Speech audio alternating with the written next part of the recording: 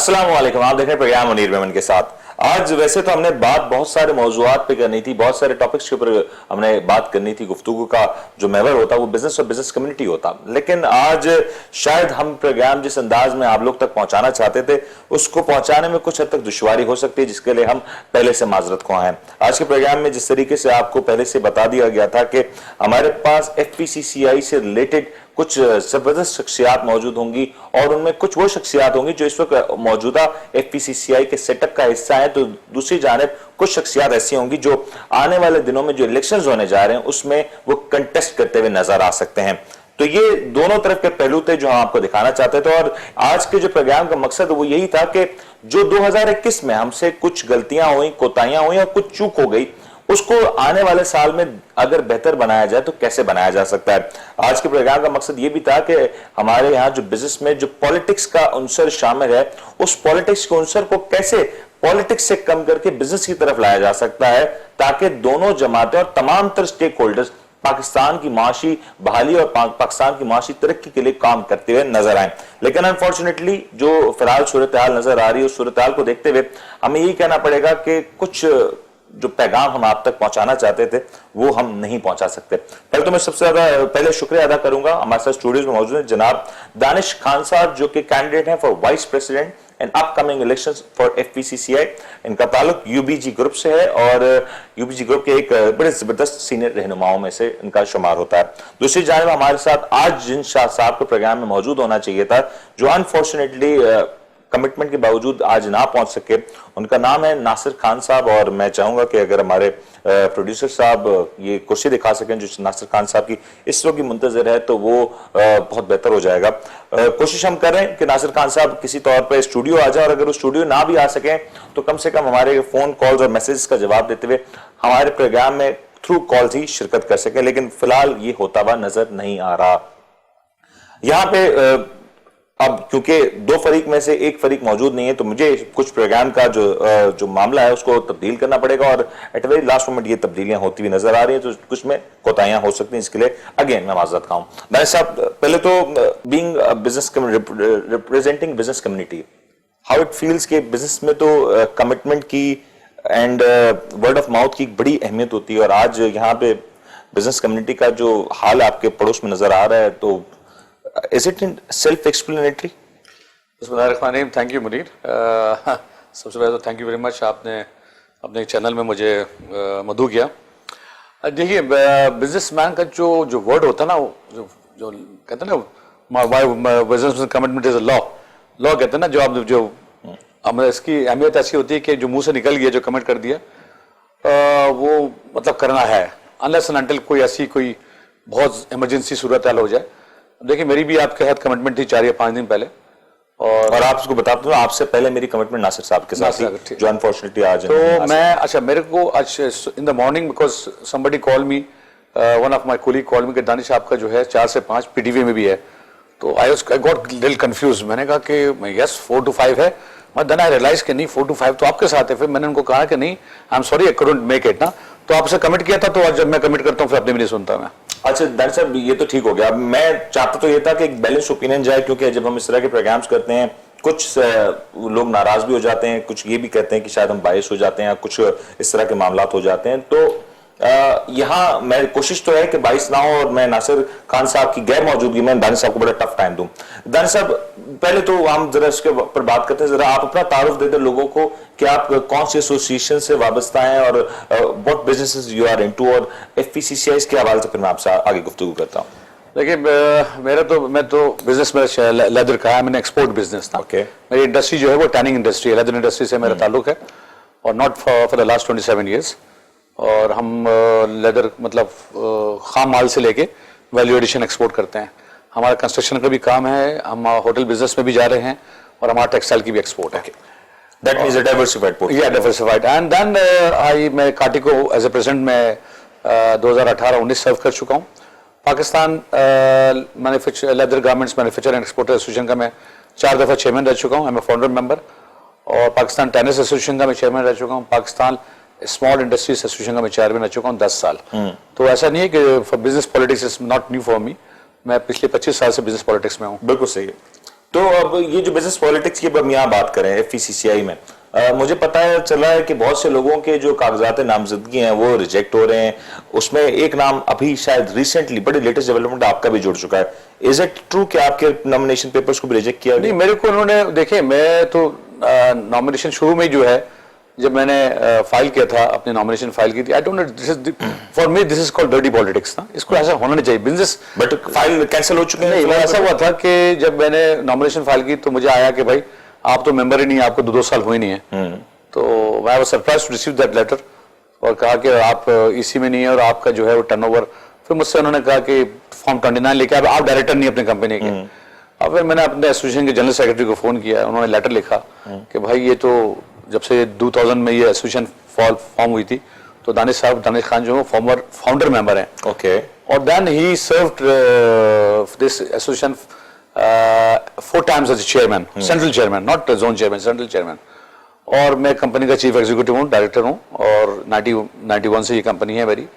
फिर हमने फॉर्म 29 दिया, फॉर्म ए दिया, फिर जाकर उन्होंने इसको ओके कर दिया। फिर देन अभी मुझे कल एक मिला, मुझे पहले ऑब्जेक्शन उठाया, पहले ऑब्जेक्शन कैंसिल नहीं किया, कैंसिल नहीं किया। फिर हमने जाके इलेक्शन कमीशन को जमा करा दिया कागजात, तो उन्होंने ओके कर दिया। अब कल जब हमें एक लेटर वो मिला नॉमिनेशन जो नहीं, जो ईसी का जो कंटेस्टिंग का, उसमें लिखा मुझे आया मेरे पास कि आप डिस्क्वालीफाई हो गए हैं क्योंकि आपकी साइन जो है वो मैच नहीं कर रही है। अभी कौन सा ऐसा इदारा है जहाँ के मुझे जो है ना, कोई बैंक, देखिए सिग्नेचर जो है टाइम के साथ फ्लो चेंज होता रहता है, you can not copy your 100% signature ना। सही। अब आप फ्लो में करते हैं तो साइन तब्दील होता है, अंगूठे का प्रिंट भी तब्दील हो गया था। सिग्नेचर कहा कि आपका सिग्नेचर मैच नहीं करता। देखिए उस केस में क्या होता है, इलेक्शन कमीशन के पास मेरा टेलीफोन नंबर है, मैं सब कुछ, आजकल तो पता आईटी का दौर है, इलेक्शन कमीशन को चाहिए कि भाई दानिश साहब को फोन करें कि दानिश साहब आपका साइन जो है वो डिफर कर रहा है। अब वो जो अगर वो मैच करेंगे आईडी कार्ड के शनाख्ती कार्ड से, जब आईडी कार्ड आप बनाने जाते हो इतना छोटा सा बॉक्स होता है, उस पर साइन करना पड़ता है। बिल्कुल सही है। और आपको, अब मेरा साइन थोड़ा बड़ा होता है, अब उसको आपको, अब you can not copy that signature. बैठ जाऊं तो सारा दिन मैं करूं, मैं सारे दिन एक्सपोर्ट के डॉक्यूमेंट साइन करता हूं, बहुत सारे डॉक्यूमेंट चेक साइन करता हूं। अब मेरे साइन में, अब उनको चाहिए था कि थिंग इज दैट, वो फोन करते, इलेक्शन कमीशन के ऑफिस से फोन आता कि दानिश साहब अपना ओरिजिनल आईडी कार्ड के ले आइए और हमारे सामने आप जो है साइन कर दीजिए, सिंपल। उन्होंने इसको, नहीं आओ, आई एम गोइंग टुमारो, अगर आपके पास नहीं आता तो अभी मैं जाता हूं, मैं लेटर लेके जाऊंगा इलेक्शन कमीशन के सामने। लेकिन दानिश साहब ये जो आप बात करें ये बड़ी गलत है, ये नहीं होना चाहिए। देखिए अगर हमारे अंदर ये होगा कि लेग पुलिंग होगी, हम उसकी टांग खींचे, वो हमारी टांग खींचे, ये मैं समझता हूँ ये ओछे अतखंडे नहीं होते, चीप टैक्टिक्स ना, ये कोई जेन्युइन चीज नहीं है। मतलब एक आदमी जो है जिसकी आप उसका रिकॉर्ड तो चेक करें, आप इसकी हिस्ट्री तो चेक कर लें कि हु इज दानिश खान। दानिश खान एक कराची का, मतलब ये मतलब रेजिडेंट ऑफ कराची, एक बहुत पुराना बिजनेसमैन है। इसने तो सारी मेरी प्रोफाइल बनी हुई है। देखिए मैंने 2018 में नेशनल इलेक्शन का इलेक्शन लड़ा, मतलब नेशनल इलेक्शन लड़ा, मतलब नेशनल पॉलिटिक्स की है मैंने 241, उसमें 4 जगह से क्लियरेंस चाहिए होती है आपको, SCCP से, FBR से, नैप से, वहां से क्लियरेंस, मतलब ये साइन मैच हो गया था, वहां पे बहुत सारी चीजें मैच हो गई थी।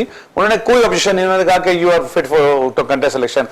लेकिन दानिश साहब मुझे सिर्फ एक बात ये नहीं समझ आ रही, क्योंकि जिस तरह आप कह रहे हैं कि साइन का मसला हो जाता है, साइन का मसला आमतौर पर हमारे जो बैंकिंग ट्रांजेक्शंस होते हैं, दीगर ट्रांजेक्शंस होती हैं, उसमें भी हो जाता है। तो बड़ा सिंपल प्रोसीजर होता है कि बैंक आपको कंफर्मेशन कर लेता है, या वो चेक को या कोई भी जो डॉक्यूमेंट उसको वापस भिजवा दिया जाता है। जस्ट गिविंग एग्जांपल, मेरा चेक कल मुझे किसी बैंक से फोन आया, हमारा अकाउंट हबीब मेट्रोपॉलिटन बैंक में, तो जो आपको पता ऑनलाइन हर जगह से हो जाता है आजकल सिस्टम ये। तो मैंने किसी को चेक दिया था, वहां से बैंक से फोन आ गया कि सर वो, मैंने कहा जी फरमाइए, सर आपका साइन थोड़ा डिफर है, मैं आपसे बात करना चाहता हूँ। मैंने करें आपका, मैंने कहा सर दानिश खान का, मैंने कहा जी फरमाइए, मैंने कहा सर ये चेक है, मैंने कहा पास कर दे, मेरा साइन नहीं है, सिंपल, मैं पास कर दिया। अब फेडरेशन में कोई पैसा तो कोई मामला नहीं है ना। हाँ, ये ऐसा तो नहीं हो सकता कि भाई कोई दानिश खान बन के आप जमा करा दे, आप जहाँ पे नहीं सवाल ही पैदा नहीं होता। मैंने हर, हो सकता है कुछ चाह रहा हो कि आप कंटेस्ट कर ले, आप ना चाह रहे हो कंटेस्ट कर ये तो बहुत सारी चीज हो सकती है, ऐसा कुछ हो रहा हो सकता है, तभी शायद डॉक्यूमेंट्स को कैसे बहुत मुश्किल हो गया। ऐसा है कि शक्ल भी चेंज होनी पड़ेगी, साइन भी होना पड़ेगा, नॉमिनेशन पेपर चेंज होंगे। Anyhow it's not a big matter. Tomorrow I will go to the election office, cafe जाऊंगा, अगर नहीं करते then the court is open, then फिर हम कोर्ट में उनको लेके जाएंगे। लेकिन मुझे ये बताएं कि FVCCI के इलेक्शंस हैं, कोई ये पाकिस्तान की सियासत के इलेक्शंस एक साल का टेन्योर, एक साल में भी आपको बता दूं थोड़ा सा, देखें मैं तो I will just give me 2 minutes ना। एक साल में देखें, जब आप 1 जनवरी से अगर आप लेते हैं तो 1-2 महीने तो आपका हनीमून पीरियड होता है, ठीक है ना, आ रहे हैं बुकेस, आ रही हैं, जा रही है ना, फिर आपका 1 महीना रमजान आ जाता है, ठीक है। सितंबर से आपका इलेक्शन पीरियड शुरू होता है, तो काम करने का टाइम कितना रह गया आपको? 4 या 5 महीने। सितंबर से तो आप इलेक्शन कैंपेन में, सितंबर अक्टूबर नवंबर आप शुरू हो जाते हैं ना इलेक्शन का, तो फिर काम कब करेंगे? मतलब ये देखिए। और सर रमजान की छुट्टियां भूल गए, ईद की छुट्टियां भूल गए। वही तो कह रहा हूं, रमजान 1 महीना, फिर ईद, फिर ये मतलब फिर कोविड, आपको तो पता 2 साल से कोविड खेलना है।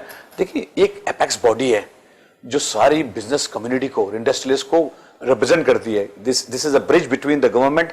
देखिए हमारे एसोसिएशन है, हमारे सबके एसोसिएशन होती है, मैं लेदर गारमेंट से हूं, मैं कांटे को सर्व कर चुका हूं, हम अपने प्रॉब्लम्स खुद लेके जाते हैं, मगर एक फेडरेशन एक ऐसी बॉडी है जिसकी सुनी जाती है। हाँ, जो जाके प्राइम मिनिस्टर के साथ, जो मिनिस्ट्री ऑफ कॉमर्स के साथ, मिनिस्ट्री ऑफ इंडस्ट्री के साथ, ministry of energy, ministry of finance के साथ बैठते हैं, उनके साथ जाके हमारे दिस इज अ ब्रिज ना, हमारे बजट के प्रपोजल लेके आते हैं, हमारे जो इश्यूज हैं, चाहे वो लोकल इश्यूज हो या फेडरल इश्यूज या प्रोविंशियल इश्यूज हो। अब आप इस तरह से अगर आप करेंगे 1 साल के टाइम में, जो है मतलब हम तो मतलब प्रो बिजनेस होना चाहिए हमें, रिस्पेक्टिव ऑफ हमारे किसी भी ग्रुप से हो, हमें अपने मुल्क का सोचना। लेकिन मैं ये सवाल सोचने में मजबूर हूँ, इस वक्त इलेक्शंस में जो FCCI में होता है वो ये होता है कि इलेक्शंस होते हैं, इलेक्शन से पहले और इलेक्शन के बाद में भी ये जो तमाम तर मामला है वो या तो स्टे होल्डर्स के ऊपर चल रहा होता है। तो जो कैंडिडेट होगा जो उस पोजीशन में जाकर एटलीस्ट बैठेगा, उसको सर्व करने के बजाय वो ये नहीं सोच रहा होगा कब वो डी-सीट हो जाएगा, कब उसको ये भी कैसे परफॉर्म कर सकता है। ये भी बहुत मोरालिटी बहुत बड़ा अलमिया है कि दिस शुड नॉट हैपन ना। देखिए एक आदमी को आप 1 साल का टाइम दीजिए और उसको लेट हिम डिलीवर। अब देखिए हम तो अपनी कैंपेनिंग कर रहे हैं ना, अब हम जा रहे हैं डोर टू डोर, हम वोटर से मिल रहे हैं, हम for the last 1 week we are going to the voters ना।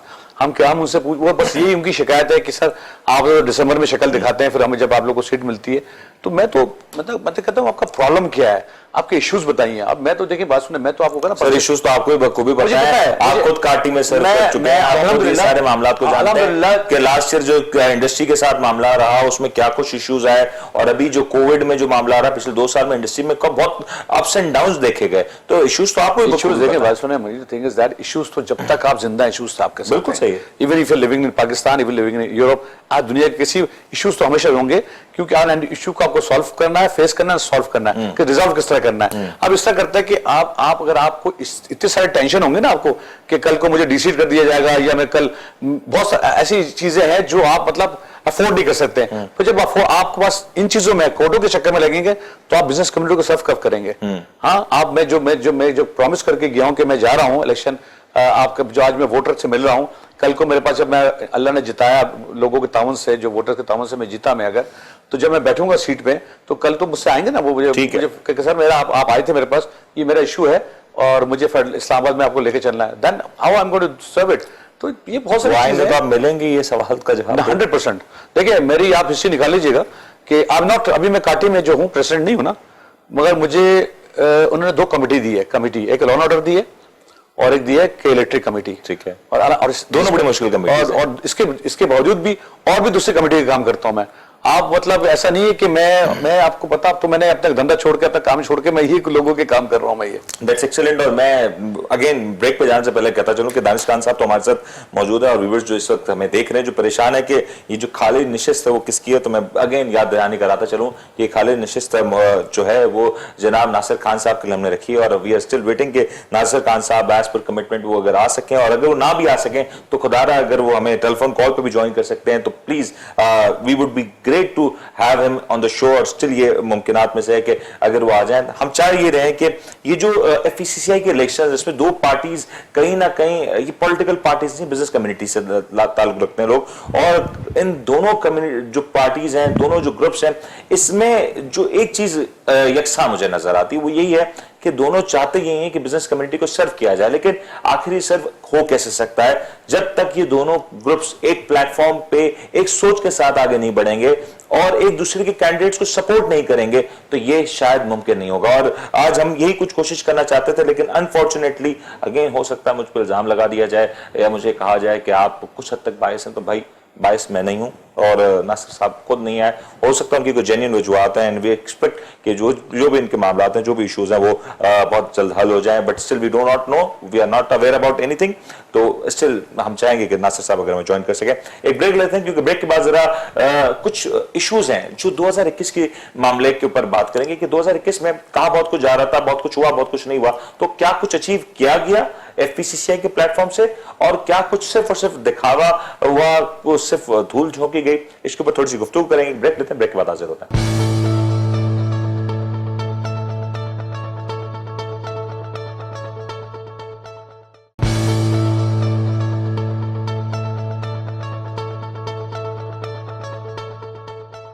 वेलकम बैक जी। बात हो रही है एफपीसीसीआई के इलेक्शन 2022 के हवाले से और पाकिस्तान की बिजनेस कम्युनिटी के आने वाले कल के बेहतर होने के हवाले से। आज हम यही चाह रहे थे कि जिस तरीके से प्रोग्राम के इब्तिदाई हिस्से में आपसे कहा गया कि हम चाह ये रहे हैं कि दोनों पार्टीज, जो दोनों ग्रुप्स हैं, उनकी तरफ से एक मुश्तरका तौर पे एक ऐसा मौक़िफ़ आए जिससे पाकिस्तान की बिजनेस कम्युनिटी को सर्व किया जा सके, पाकिस्तान की बिजनेस कम्युनिटी का जो मामला है उसको आगे ले जाया जा सके। इस वक्त पाकिस्तान के माशी हालात देखें तो उसमें बहुत से इशूज हैं, और इन इशूज को अगर हल करना है तो ये उसी वक्त मुमकिन है कि पाकिस्तान में मुआशी लिहाज से जितने भी स्टेक होल्डर्स हैं वो अपना अपना किरदार बखूबी निभाते हुए नजर आए। आज हमारे साथ स्टूडियोज में दो शख्सियात को मौजूद होना था। एक हमारे साथ मौजूद है जनाब दानिश खान साहब, लेकिन नासिर खान साहब जिनका ताल्लुक बीएमपी ग्रुप से और इस वक्त सिटिंग वाइस प्रेसिडेंट है एफपीसीसीआई के, वो अनफॉर्चुनेटली हमारे साथ मौजूद नहीं है, and we are still unable to know what are the reasons कि वो इस वक्त भी हमारे साथ ना स्टूडियोज में मौजूद है, ना ही किसी भी तौर पर उनसे राब्ता हो सक रहा है, और ना ही उनके रिप्लेसमेंट में इस वक्त हमारे पास कोई और कैंडिडेट था उनकी पार्टी की तरफ से जो आके इस वक्त ये सारे मामला के ऊपर बात कर सकता, ताकि एक बैलेंस ओपिनियन जा सकता। लेकिन दानिश साहब, बिकॉज अब आप जो बात करेंगे उसको कहीं ना कहीं मैं ही समझ लेता हूं कि मैं काउंटर कर सकूंगा। एफपीसीसीआई की परफॉर्मेंस की बात कर लेते हैं। आप लोग का मानना ये रहा कि एफपीसीसीआई में लास्ट टाइम जो इलेक्शंस हुए उसमें बड़ी धांधली हुई, उसमें बड़े सारे इश्यूज हुए, और फिर जिस तरीके से जो प्रेसिडेंट था उसके हवाले से पहले टाई हुआ, फिर उसको जिता दिया गया, और फिर जो परफॉर्मेंस रिलेटेड इश्यूज हैं वो भी बहुत सारे आप लोगों ने उसके ऊपर हाईलाइट किए। 2021 का साल for एफपीसीसीआई, how was that, and उसका जो असर पाकिस्तान की माशी सूरत हाल पे हुआ, बिजनेस कम्युनिटी के ऊपर हुआ, वो कैसा देख रहे हैं आप? मैं तो समझता हूं कि पिछले 2 साल से कुछ हुआ ही नहीं है फेडरेशन में। चलें, अच्छा 2020 से इनकी देखिए 2020 में चले ठीक है, उनको थोड़ा सा स्पेस दे देते हैं कोविड की वजह से। 2020 में आपको पता है इंडस्ट्री बंद थी, पूरा वर्ल्ड बंद था। 2021 में तो सब कुछ खुल गया था ना। 2021 में मुझे एक ऐसी चीज बता दें कि फेडरेशन ने जाके जो है कोई ऐसा कोई काम कर दिया हो जिसको मतलब कहने की वाह वाह हो रही हो कि फेडरेशन ने जाके ये चीज बनवा दी है। देखिए हर इंडस्ट्री की अपनी एक एसोसिएशन है। टेक्सटाइल की अप्टमा है, रेडीमेड गारमेंट्स की प्रिग्मिया है, हौजरी एसोसिएशन है, लेदर की 2 हिस्से है, पाकिस्तान टैनर्स है, पाकिस्तान लेदर गारमेंट्स है, पाकिस्तान फुटवेयर है, पाकिस्तान ग्लव्स है, ठीक है। इसी तरह से स्पोर्ट्स वेयर की अलग है, सर्जिकल की हर एसोसिएशन है। मगर फेडरेशन एक एपेक्स बॉडी है, हमें दोनों जरूरत कब पड़ती है, जब बजट के वक्त हमसे वो मांगते हैं, क्या कहते हैं, सारे तजवीज़ात मांगते हैं हमसे, कहते हैं कि भाई आपके क्या हैं, आप हमें भेजिए ताकि हम आगे दें। अब बजट आपको पता है एक ऐसा है कि बजट पेश कर दिया जाता है, उसके बाद मिनी बजट्स आते हैं। ये पाकिस्तान का मतलब प्रेसिडेंट ये, हाँ, वो ट्रेंड बन गया है। अब आप देखें मिनी बजट का आना और इसका इस तरीके से अभी तक आने से पहले इतने सारे हवालों से गर्दिश करना खबरों को, ये भी कहीं ना कहीं एफपीसीसीआई बिजनेस कम्युनिटी की कमजोरी नहीं है, क्योंकि ऐसे मामलात के ऊपर तो बिजनेस कम्युनिटी को एक ज़बान होना चाहिए। हम तो चाहते हैं कि देखें, पहले पॉलिटिक्स अलग है, पहले मुल्क है और उसके बाद आपका कारोबार। देखिए मुल्क है, आपका कारोबार अच्छा होगा तो सब कुछ होगा। आप कारोबार को आप मुल्क के साथ अपने बिजनेस पॉलिटिक्स को शामिल कर दो कि this is the for me this is the dirty politics. हमें अपने हर चीज को बढ़ाता रखते हुए अपने कंट्री को ना, उसको सबसे पहले अपने प्रायोरिटी रखना चाहिए। हमें देखिए, हम तो एक्सपोर्टर्स हैं, ठीक है ना, और हम एक्सपोर्टर मैन्युफैक्चरर्स हैं, मैन्युफैक्चरर कम एक्सपोर्टर्स। हम तो रॉ मटेरियल से लेके जो खाम माल से लेके फाइनल वैल्यू एडिशन, तो हम तो फॉरेन एक्सचेंज भी लेके आ रहे हैं, टैक्स भी डायरेक्ट टैक्स कट रहा है हमारा। सर मैं इस चीज में थोड़ा सा आपसे एग्री नहीं करूंगा। पाकिस्तान में वैल्यू एडिशन नहीं होती, माजरत के साथ। हम तो करते हैं सर, पाकिस्तान में जो वैल्यू एडिशन जिस कैपेसिटी भी की जा सकती थी वो उस लिहाज से बहुत सारी वजूहत हैं, और हमने इसके ऊपर काम भी नहीं किया। नहीं, अल्हम्दुलिल्लाह ऐसा है कि हो रहा है। अभी आप देखें टेक्सटाइल की फिगर्स, देखिए कोविड तो एक दुनिया के लिए बहुत खतरनाक चीज है, मगर कोविड पाकिस्तान के लिए एक ब्लेसिंग बन के आई थी कि हम समझते थे कि बंद हो गए थे, हम भी 4 महीने बंद थे, मतलब हाइड एंड सीक खेल रहे थे, 4 घंटे चलाएंगे, 8 घंटे चलाएंगे, बंद करेंगे, ऑर्डर्स भी कैंसिलेशन आ गए थे। और अल्हम्दुलिल्लाह, मगर मेरी 40% एक्सपोर्ट बढ़ गई थी कोविड 2021 मेरी अल्हम्दुलिल्लाह एक्सपोर्ट बढ़ गई है। इस तरह से वो टेक्सटाइल की बढ़ गई, हर चीज मतलब इस तरह से हुआ कि India and Bangladesh and Vietnam दूसरी कंट्रीज में कंप्लीट शटडाउन में चली गई थी। सही है। तो उनके ऑर्डर जो है ना वो स्विच हो गए थे पाकिस्तान में। तो आपको पता दुनिया में बड़े बड़े स्टोर्स हैं, वॉलमार्ट है, आपका जारा है, इंडिटेक्स के इतना बड़ा ग्रुप है, H&M है, गैप्स है ना, इनके तो दुकानें तो ऑनलाइन बिजनेस बहुत बड़ा है अमेजोन का, तो उनको तो दुकान में तो सामान चाहिए ना। अब जब उनकी एक जगह से सप्लाई बंद हो गई तो वो स्विच हो गए। पाकिस्तान ने उसको कैप्चर किया, टेक्सटाइल इंडस्ट्री ने कैप्चर किया, आपको जो टर्फ मिला, लोगों ने मशीनी मंगा ली है। अब उस टर्फ का ना आप देखिए 6 महीने में जो मशीनी आई है, जो आपकी जो आपको जो डेफिसिट, जो ट्रेड डेफिसिट जो आपकी बिलियन से फिर 50 बिलियन की आपकी, अभी आपका ट्रेड डेफिसिट बहुत ज्यादा है। आपकी अलार्मिंग हो रहा है, आपकी एक्सपोर्ट 12.5 बिलियन है और आपकी इंपोर्ट जो है 33.5 बिलियन, उस पर आराम से। लेकिन दानिश साहब, ये आपने बिल्कुल ठीक कहा कि हमने कोविड का फायदा उठाया और उस वक्त क्योंकि दुनिया बनती हमने एक्सपोर्ट किया, हमारी इंडस्ट्रीज मौजूद थी, लेकिन सस्टेनेबिलिटी कहां पे मौजूद है? क्या इस मॉडल को सस्टेन किया जा सकता है? क्योंकि हमने देखना है कि जब इंडिया खुलना शुरू हुआ, बांग्लादेश ओपन हुआ और ऑपरेशन हुआ, पाकिस्तान से अब वो लोग कह रहे हैं कि हो सकता है ये ऑर्डर्स जो आ रहे हैं ना आए आने वाले दिनों में, क्योंकि हमने कोई ऐसी ब्रांड नहीं क्रिएट किया, हमने कोई ऐसा शायद कोई ऐसी चीज क्रिएट नहीं की जिसको दुनिया कहे कि हमने ये लेना है, पाकिस्तान से ये सब मिल सकता है। पाकिस्तान का तो अपना कोई ब्रांड है नहीं, एक दो ब्रांड से पता है वो कौन सा सही है। और दुनिया में जितने इंडिया में भी जो काम करते हैं अपने वो गैप जो है वो इंडिया में ब्रांड बना के बेचा जाता है सर। इंडिया में ब्रांडिंग मार्केटिंग है ना। है, मगर देखिए बात सुनिए, इंडिया जो जूते एक्सपोर्ट करता है, शूज करता है, क्लार्क का करता है, दुनिया जो बड़े, तो इंडिया अपने तो जूते नहीं बना रहा ना, तो क्लार्क का लाइसेंस लिया हुआ ना उसने। इस तरह गैप जो है, गैप है, रैंगलर है, लीवाइस है, इंडिया ही बना रहा है, पाकिस्तान ही बना रहा है। तो उनके तो हमारे पास अल्हम्दुलिल्लाह आप देखें टेक्सटाइल के जो मेरे फिगर्स देखे थे वो तो इस दफा उन्होंने कहा कि 18 बिलियन। आप देखिएगा कि लेदर भी 1 बिलियन क्रॉस करेगा, आपकी तकरीबन माशाल्लाह फूड और आपका जो फूड्स एंड वेजिटेबल। जिस टेक्सटाइल बिजनेस की आप बात कर रहे हैं, उसी टेक्सटाइल का एक सबसे इंपॉर्टेंट मटेरियल है कॉटन।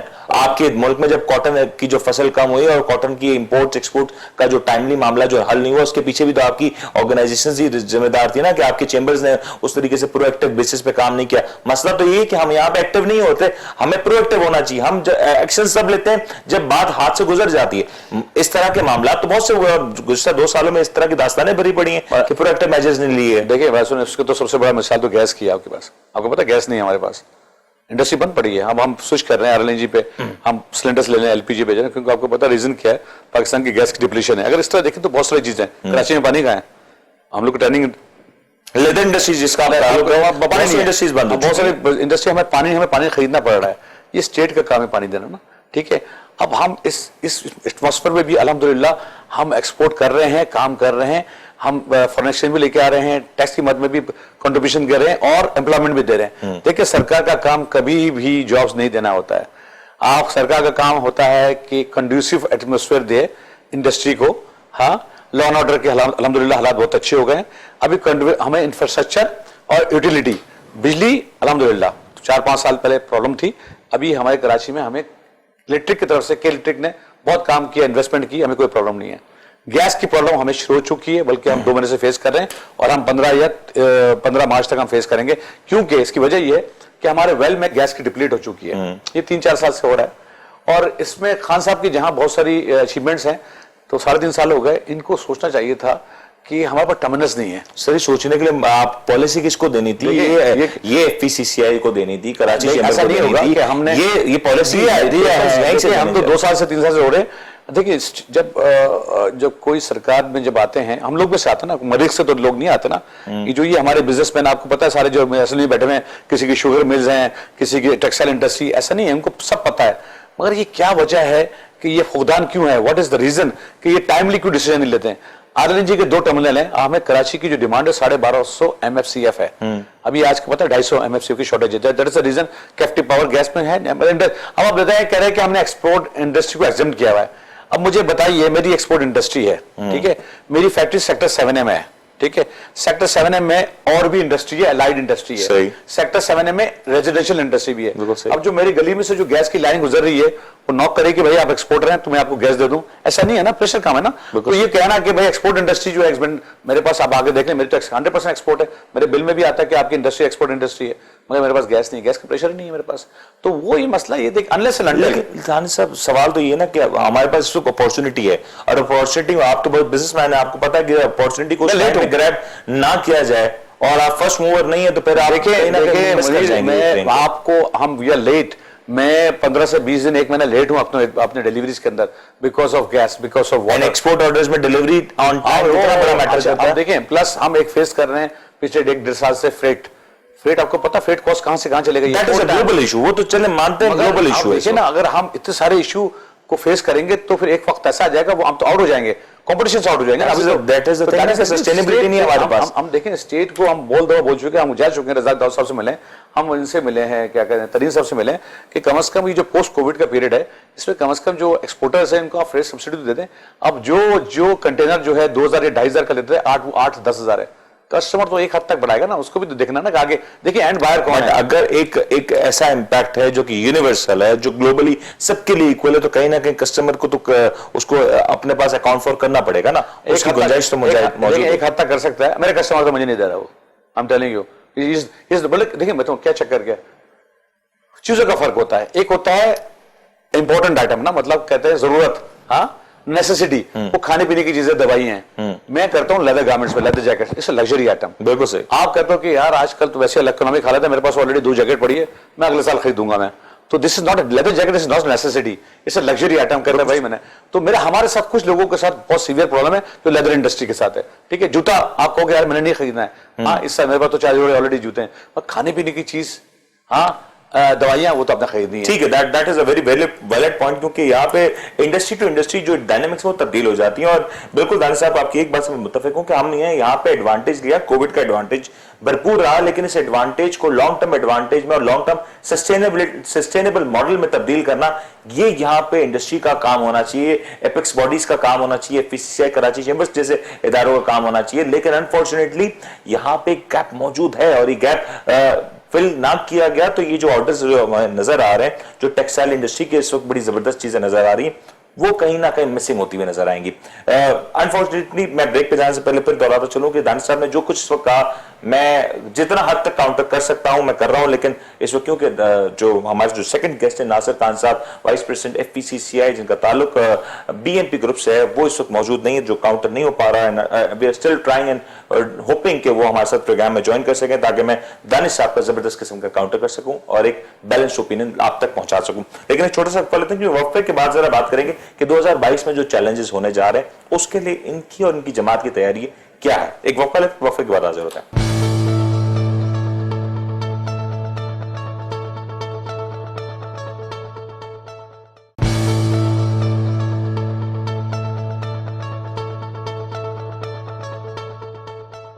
वेलकम बैक जी। 2021 का साल अब अपने इख्तिताम को पहुंच रहा है, और 2021 का साल जैसे जैसे दिन गुजरते जा रहे हैं, कुछ ही दिन रह गए हैं कि 2021 हमें खुदा हाफिज खैर बात करके चला जाएगा। इस साल ने पाकिस्तान को बहुत कुछ दिया, और पाकिस्तान को बहुत सी अच्छी भी यादें दी, और पाकिस्तान को कुछ ना कुछ टफ टाइम भी जरूर दिया। हर साल की तरह इस साल में भरपूर उतार चढ़ाव देखे गए, और माशी लिहाज से पाकिस्तान के लिए इस साल किसी भी रोलर कोस्टर राइड से कम ना रहा। आम आवाम की बात करें तो आम आवाम इस वक्त इन्फ्लेशन की जो चक्की है उसमें पिस के रह गए, और न जाने इस वक्त जब ये सूरत हाल आगे कब तक कंटिन्यू करती हुई नजर आए। दूसरी जानिब 2022 का साल, 2021 में जो हुआ हो गया, 2022 के लिए हमारी तैयारी कैसी है, ये एक अहम सवाल है। दुनिया भर में कोविड के नए वेरिएंट्स आ रहे हैं, और जिस तरीके से अभी भी ये कहा जा रहा है कि शायद एक और वेव दुनिया को अपनी लपेट में ले सकती है, और ये इंपैक्ट पाकिस्तान के ऊपर भी आ सकता है। इसके मुस्बत मनफी दोनों पहलू हो सकते हैं। तो क्या पाकिस्तान की सनतें, पाकिस्तान की मईशत इस तरह की तब्दीलियों के लिए तैयार है? और अगर 2022 में दुनिया बिल्कुल नॉर्मल हो जाती है तो पाकिस्तान का तब वहां पे क्या चांस होगा? क्या पाकिस्तान की तैयारी है कि फिर एक बार उस मैदान में जाकर कंपीट करे जहां पे सारे प्लेयर्स अपनी भरपूर एफिशिएंसी और एफिकेसी के साथ कंपीट करते हुए नजर आएंगे? दानिश साहब मुझे ये बताएं, 2021 में तो हो गया, you are competing for 2022 elections, और अभी कुछ इस वक्त इतलात ये भी मौजूद है कि एफपीसीसीआई की जो टेन्योर है उसको 1 साल से बढ़ा के 2 साल के ऊपर ले जाने की बात भी की जा रही है, क्योंकि 1 साल का टेन्योर इट्सेल्फ बहुत कम है। बहुत सी डिलीवरीज होती हैं जो आप नहीं कर सकते, जो पॉलिसी बोर्ड होता है उसमें बड़े सारे मामला होते हैं जिसको अचीव करना इन दैट स्पेसिफिक टाइम मुमकिन नहीं है। पहले तो ये बता दें कि 1 साल का टेन्योर कितना मुश्किल है काम करने के लिए? अगर 2 साल हो जाता है इस पर कितना बड़ा इम्पैक्ट आएगा एफसीसीए के इलेक्शन के बाद? पहले 2 साल ही था ये, आज जी। से 7-8 साल पहले 12-14 साल पहले ही था। अच्छा 2 साल होना चाहिए मिनिमम ना, मैं समझता हूँ, क्योंकि 1 साल बहुत शॉर्ट टाइम होता है। मैंने कहा था, मैं अब जनवरी से अगर आप लेते हैं तो आपको पता है वो प्लेजेंटरीज में टाइम निकल जाता है, 1 महीना 1.5 महीना, फिर आपका रमजान है, फिर आपकी छुट्टी है, मुहर्रम की छुट्टी, ईद की छुट्टी, फिर आपका अक्टूबर से आपका जो है इलेक्शन, अक्टूबर नवंबर दिसंबर इलेक्शन सीजन शुरू होता है, तो मिलते हैं 4 या 5 महीने, इट्स वेरी शॉर्ट ना। अच्छा 2 साल अगर हम करते हैं तो फिर आपको पता है कि बलूचिस्तान और केपीके की बारी जो है वो 8 साल या 10 साल बाद आएगी। तो ये एक रीजन में मैं समझता हूं कि हमें चाहिए कि एक पॉलिसी बनाए और मैरिट पे प्रेसिडेंट लेके आए, चाहे रिस्पेक्टिव ऑफ, अगर केपीके का बहुत ही डायनेमिक किस्म का प्रेसिडेंट है, इंडस्ट्रियलिस्ट एक्सपोर्टर है, उसको आ जाना चाहिए। हमें मेरिट पे जो है ना डिसाइड करना चाहिए कि प्रेसिडेंट जो है, हम ऐसा नहीं है कि सिंध से भी आना चाहिए, हर जगह से आना चाहिए, हर सूबे से आना चाहिए, मगर हम ये अगर कंडीशन रखेंगे ना कि केपीके से भी आना चाहिए, पंजाब से भी 1 साल आना चाहिए और एक दफा वहां से आना चाहिए बलूचिस्तान से, तो फिर क्या होगा? यही होगा कि 1 साल का होगा और 1 साल में कुछ हो नहीं सकेगा। जहां तक आपने 2022 की बात की है, देखिए बात सुने, टेक्सटाइल अभी जो इमरान खान की गवर्नमेंट ने टर्फ दिया था, टर्फ में क्या था? मशीनरी की जो आपका ट्रेड डेफिसिट जो बढ़ा है, ये जो नहीं बढ़ा है आपका, आपकी क्योंकि आपकी ऑयल की प्राइसेस बढ़ गई, 60 से 80 डॉलर पे चले गई हैं, आपकी वैक्सीन मेडिसिन बहुत इंपोर्ट हुई है, आपकी फूड आइटम्स बहुत इंपोर्ट हुए हैं ना, तो गाड़ियां बहुत इंपोर्ट हुई हैं, आपको पता गाड़ियां कितनी इंपोर्ट हुई हैं अभी जो है वो सही इंपोर्ट हुई नहीं, मेरे ख्याल से देखिए बात सुने, आप WHO के सेक्रेटरी हैं, आप इंपोर्ट पे बैन नहीं लगा सकते, मगर आप इंपोर्ट पे आप ड्यूटी बढ़ा सकते हैं। नहीं, इंपोर्ट जितनी हुई है वो सही हुई है, मुझे तो नहीं देखिए पाकिस्तान कोई एक आप बताएं कि bags can not be choosers, वैसे आप कुछ जानते हो, आप तो लोगों के पास पैसा बहुत है, उन्होंने बहुत गाड़ियां मंगवाई, हमने गवर्नमेंट ने रिलैक्सेशन दी तो लोगों को अपने पैसे खाली किए। That was not a good decision. आप अभी देखें, कह रहे हैं कि रेगुलेटरी ड्यूटी, आप उसी वक्त रेगुलर ड्यूटी लगा देते 45-50%। आप देखें जब कहा कि सेब, आप पाकिस्तान दुनिया के बेस्ट फ्रूट्स प्रोड्यूस करता है, और आप जाके बड़े बड़े सुपरमार्केट में देखें, अंगूर भी स्पेन का अंगूर है, सेब जो है जर्मनी का है, तो वो जाके देखें 600 रुपए 800 रुपए किलो जो खरीद सकता है, जो नहीं खरीद सकता पाकिस्तानी, मगर आपने उस पर क्या रेगुलेटरी ड्यूटी बढ़ाई 45%, ठीक है, आप रोक नहीं सकते। थिंग इज दैट कि आपको गैप, ये तो शुक्र अल्हम्दुलिल्लाह कि एक्सपैक्ट्स नहीं, जो एक्सपर्ट जो रोशन पाकिस्तान डिजिटल प्रोग्राम है, रेमिटेंसेस जो है ना, वो आपके 30 बिलियन है, और आपकी 30 बिलियन अगर आपका एक्सपोर्ट या 35 बिलियन एक्सपोर्ट हो, 30 बिलियन, तो आप उसको कवर कर सकते हैं ट्रेड डेफिसिट को। अदरवाइज अगर ये एक्सपर्ट्स के पैसे नहीं होते और आपका सबसे बड़ा depending upon remittances is a good strategy, is a sound strategy, it is not is something which we should be no we should not be proud of. मगर पाकिस्तान का जबरदस्त टैलेंट है जो बाहर जा चुका है। देखिए पाकिस्तान अगर वो हमेशा रहेगा और हमेशा बेचता रहेगा, मगर हमारा जोर जो है ना एक्सपोर्ट होना चाहिए, हमारी ग्रोथ देखें, आप एक्सपोर्ट बढ़ाएंगे, देखिए आपका तो दूसरी बात ये है, आपका टैक्स टू जीडीपी जो है ना, जो 9.5-10% है, जब तक इसको 18-19% पे, देखिए आपका अभी उन्होंने रिवाइज करके 6.1 ट्रिलियन कर दिया है रेवेन्यू ना, इस पे 43% तो आपका डेट सर्विस में चला जाता है, और 1.25 ट्रिलियन जो है आपका जो है वो डिफेंस बजट है, वो भी जरूरी है क्योंकि पता हमारे डिफेंस, आपको पता हमारे साथ दुश्मन बहुत ज्यादा है, तो अगर आपका इतना बड़ा चंक अगर चले जाता है तो फिर पीएसडीपी आपको प्रोविंस को भी देने पड़ते हैं, तो सरकार के पास बचता किया है, तो आप कैसे कर सकते हैं? आपका जब तक टैक्स टू जीडीपी 17-18-19% नहीं होगा, जब तक आपका कलेक्शन जो है जीडीपी का आपका 18%, जब आज 10% है, ये इसको मेरे हिसाब से 10 ट्रिलियन होना चाहिए।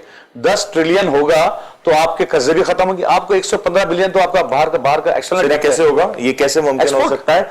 टैक्सेस के लिए आप लोग की बड़े सारे मामला होते हैं कि जब टैक्सेस के मामला आते हैं तो एफबीआर के जो नोटिस होते हैं उसको देख के बिजनेस कमेटी सबसे पहले परेशान होती है। आपको पता मंदिर, हमारी तो बहुत मीटिंग्स होती रहती है, मैं तो खुद कहता हूं कि टैक्स देना चाहिए, मैं खुद बहुत हैवी टैक्स पेयर हूं, लेकिन जो टैक्स देने वाले ये भी तो गिला करते हैं कि टैक्स देने के बाद भी जो नोटिस आते हैं उसमें वकीलों को आधी फीस चली जाती है। जो ना सिस्टम बहुत ऑटोमेशन में चले गए, बहुत ऑटोमेशन में हो गया, आपको पता 20 लाख से 3.3 मिलियन लोग अब टैक्स रजिस्टर्ड हो गए, आस्ते बढ़ रहे ना।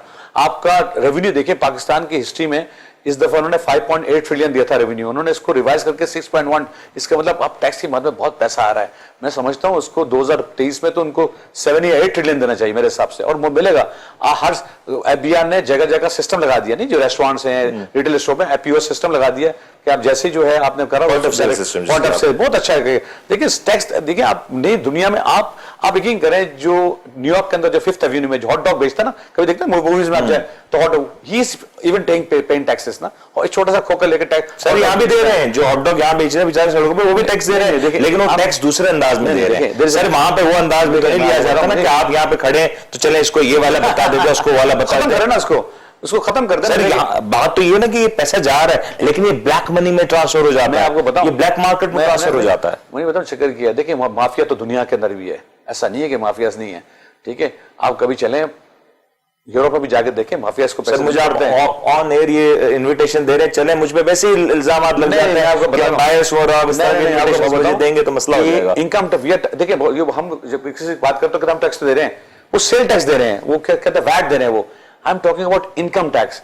एक आदमी अगर उसको इसकी इनकम है और वो सेव करता है, अगर उसके 50,000 लाख रुपए इनकम है, अगर वो सरकार को देने में इसको क्या हर्ज है यार, साल के 10,000 या 20,000, अगर हर आदमी की सोच हो जाए। सर एग्रीड, मेरे पास प्रोग्राम का वक्त है, मुझे बताएं 2022 के लिए कौन सी 2 से 3 मेजर तब्दीलियां होंगी जो आप चाहेंगे कि once you get elected as vice president वो आप करना चाहेंगे? मुझे सर मैं देखे बात सुने, हम तो ये सोच रहे हैं कि एक्सपोर्ट पाकिस्तान की जो है ना, एक्सपोर्ट और आपकी सर्विस इंडस्ट्री को, इसमें आईटी का जो है, आईटी का बहुत very important. India 140 billion dollar की एक्सपोर्ट है इंडिया की आईटी की ना, सॉफ्टवेयर की ना। हमें आईटी पे काम करना पड़ेगा, हमें एक्सपोर्ट जो है ना, ये जो हमारा जो 5 या 6, अब तो माशाल्लाह we are exporting arms and ammunition also. हम जहाज भी जेएफ थंडर हम अर्जेंटीना को बेच रहे हैं। तो टेक्सटाइल वैसे टारगेट दे दिया 18 से 20 बिलियन डॉलर वो एक्सपोर्ट करेगा, लेदर दे चुका। तो हम इंशाल्लाह 22, 23 या 24 तक हम 40, 45, 50 बिलियन को टच करेंगे। दैट इज मेरी एक वो है, ख्वाब भी है। योर विजन इज कि आप एक्सपोर्ट इंडस्ट्री को बेटर करना चाहते हैं। और ये जो इंपोर्ट्स का जो एक हमारे पे बोझ है, क्या ये कट डाउन किया जा सकता है? नहीं कर सकते हैं। देखिए आपके रॉ मटेरियल, आपके ऑयल, सबसे बड़ी आपकी ऑयल है ना, फिर आपका जो है ना, जो पाम ऑयल इंपोर्ट करते हैं, आपका जो फ्यूल आता है, आपका $85 $80 हो गया आपका प्राइस। फिर आपकी जो ये नहीं, आप गैस आप एलएनजी जो इंपोर्ट करेंगे वो तो $20 से 12 पे आ गया। तो आपकी तो पाकिस्तान तो मेजर इंपोर्टर है ना। ठीक हो गया, आप बोलते ना, आप इंपोर्ट, आप मशीनरी इंपोर्ट कैसे बंद कर सकते हैं? मैं आपको, आपने सर्विसेज सेक्टर की बात की ना, मैं आपको एक और इंडस्ट्री बता रहा हूं जिसको आप अगर आप आज थोड़ी सपोर्ट देते हैं तो वो पाकिस्तान के बिलियंस ऑफ डॉलर्स। ज्वेलरी की बात कर रहे हैं? नहीं, ज्वेलरी के अलावा आपकी जो सी फूड इंडस्ट्री है sir, live sea food and sea food industry Pakistan की बिलियंस ऑफ डॉलर्स कर सकती है। इसके ऊपर हमने जो प्रोग्राम्स किए हैं, वो मैं चाहता था नासिर खान साहब मौजूद हैं, क्योंकि जब लास्ट टाइम नासिर साहब मौजूद थे हमने इसके ऊपर प्रोग्राम किया था। और सी फूड इंडस्ट्री पाकिस्तान के लिए बिलियंस ऑफ डॉलर की रेवेन्यू आ सकती है। 750 किलोमीटर का बेल्ट है आपके पास समंदर का, 750 किलोमीटर। हाँ, इतने बड़े बेल्ट में, और आपको पता है ग्वादर डीप सी फिशिंग जी, ये तो ये और इस समंदर में मैं आवाम के लिए बता दूं, बहुत सी ऐसी चीजें जो पाकिस्तान की मार्केट में कंज्यूम नहीं होती, वो सारी की सारी चीजें एक्सपोर्ट हो सकती हैं। लेकिन इस पे देखिए, सुने ऑलरेडी एक एसोसिएशन बनी हुई है, सर एसोसिएशंस बनी हुई है, लेकिन ये भी बता दूं उस एसोसिएशन में लाइव सी फूड और फ्रोजन आइटम्स की जो के मामला है, उसमें बड़े सारे मामला हैं। समझता हूं, और वो काम इंशाल्लाह देखें, हम मेरा टारगेट, जो हमारा जो यूबीजी का टारगेट है, हमारा जो ग्रुप का टारगेट है, वो हमने जब हम आ जाएंगे तो हमने सीधा फेडरल गवर्नमेंट में जाके हमने पहले तो हमने अपने इस मसले को जो देखिए ना, हमारा जो गैसेस, ये जो यूटिलिटी का मसला है, हमारा 2 इशू, बिजली का मसला हो गया, हमारे 2 इशू अब गैस के और वाटर के हैं। ये 2 मसला इंफ्रास्ट्रक्चर काम हो रहा है, कराची में काम हो, देखें रोड पे काम हो रहा है।